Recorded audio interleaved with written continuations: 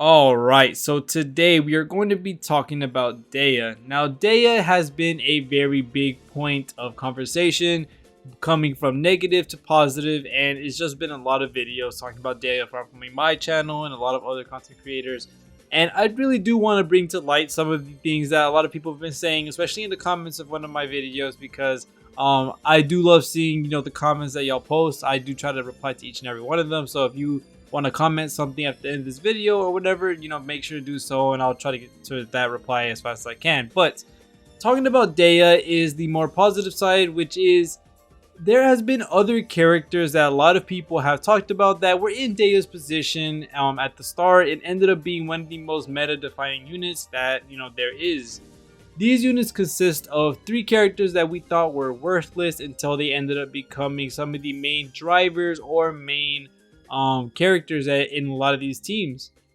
Now, if you already know these characters, I'm pretty sure you already have them in mind. If not, well, we're gonna go down a trip in memory lane for a quick second before we start talking about Daya and how they possibly could do the same thing for her. So we're going to be talking about these 3 characters, one of them being Kokomi, the other being Toma, and the other being Kuki. Now, these 2 4-star characters, of course, didn't get any type of, I guess you could say, praise, or they didn't get any type of play in any teams when it came to their release. They were thought to be worthless, garbage, trash. There was just so many things said about them at the first point of time, and it just wasn't getting any better for them until the release of Dendro happened for both of them. Kuki ended up being a healer, of course, that gave electro application, but people were like, why run that when you can run other options that do just as well? Fischl does the same thing. You don't need the healing, and it pretty much does better. You could always rock Zhongli. And then Toma, same thing, as a weaker shield than Zhongli. Not really a really good skill, has no attack multipliers, all that type of stuff. A lot of people were just saying non-stop negative things about these 2 characters. Little did they know, when Dendro came out, both of their kits ended up being priceless. Kuki being the main driver for Hyper Bloom, and then Toma being the main driver for Virgin. And not only that, Kuki gives a heal for that so that you don't have to worry about these reactions hurting you, and Toma has a shield to negate the Virgin damage as well. So having these 2 characters bring forth a whole different playstyle and a whole different being of what they used to be, going from absolutely useless to must build characters.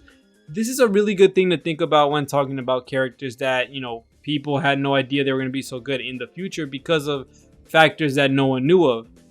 Now, these are 4 stars, of course. This is to be expected, and they ended up changing for the better in the future. But let's go ahead and talk about our number 1 5-star, Kokomi. Now, Kokomi, I guess you could say, was probably one of the most harshest and most criticized units ever to be released.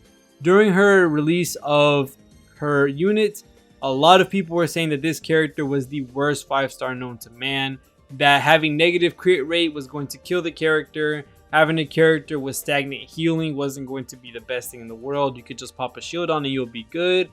There were just so many factors that went against Kokomi that a lot of people skipped her on her initial banner. Now, little did we know in the future that we'd end up getting the Inazuman Wolves that came out that, go through shields, that periodically do damage to your whole team. Other units in other forms of damage, such as the Virgin and the Hyper Bloom damage that you get on your characters. A lot of these things whittle down your team little by little, and not having a proper healer can really make it annoying for you to deal with. Another thing is that Kokomi's skill ended up being one of the best hydro applicators in the game for its range and its time, being the main, I guess you could say, driver for freeze teams and Hyper Bloom teams. So there's a lot of things that end up coming into play when it comes to a lot of these characters, and such, like I said, Kuki, Toma, and Kokomi, all of these characters were regarded to be the worst of their kind until a future update happened where they added extra enemies that made it to where you kind of do need the healer, or you do need these characters. Or, when they added Dendro, it ended up bringing up a whole new playstyle and ended up making them the best of the best.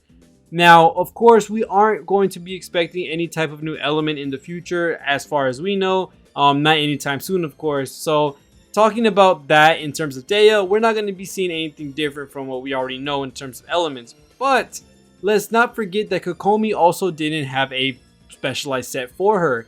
And when Kokomi did get her set, then her numbers skyrocketed. People started using her like crazy. The extra damage that you got from the 4-piece set of that set absolutely made her extremely busted because of how much healing she was doing.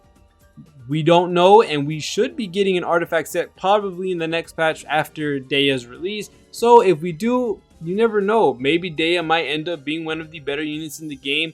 But you have to remember a couple things. One, there could be different teams or characters that will come out in the future that could probably make Daya work. Now this could be from having characters that rely on burst damage like her ult and not normal attack hits or anything like that. Or somebody that just synergizes with Daya's kit so well that they make Daya a really good character.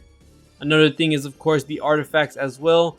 They can make some artifacts that properly synergize with Daya's tanking ability and convert it into damage in some way, shape, or form. There's just a lot of different avenues they can go when it comes to making Daya a properly good 5-star from what we know as of right now. Now, of course, we don't know the finished product, of course, 100% until she releases. And when she comes out, we will be making guides and stuff like that. But for now, as we've seen in the stream, there was a lot of issues regarding Daya in her kit. But this can always be fixed. And of course, if she ends up having no teams that she's reliably good on in the current state of the game, no one is to say that she won't get anything crazy in the future regarding her artifacts and her teams.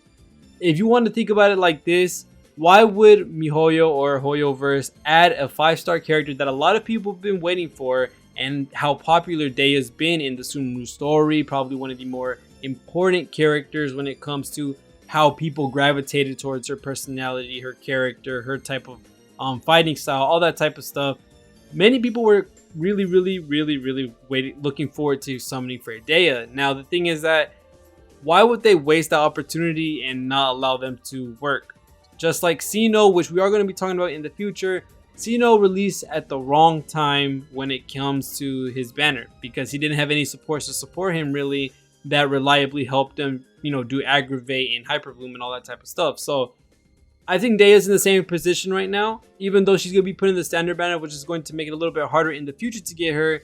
I do think that in the future they will add some type of team or artifact set to end up making Daya one of the better characters in the game, or at least decent enough to be able to play with her in Abyss or any other types of content in the game.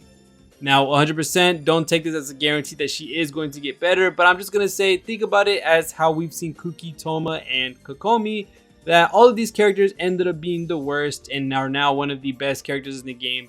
Some of them even being must build characters if you have them. So other than that, that's pretty much going to be it for this video. Remember, try to keep your hopes up higher than automatically going to the negative side. I do appreciate a lot of people diving deep into this discussion, talking about how a lot of these characters can end up getting better in the future regarding future characters or artifact sets. So it's nice seeing discussion when it comes to, people are still excited for Daya. People are still looking forward to newer units helping out Daya. Maybe artifact sets that help Daya. We'll never know what we see until it comes out. But other than that, thank you guys so much for watching. Hopefully y'all sub and like if you enjoyed the video. But other than that, thank you guys so much for watching. See you on the next one, and peace.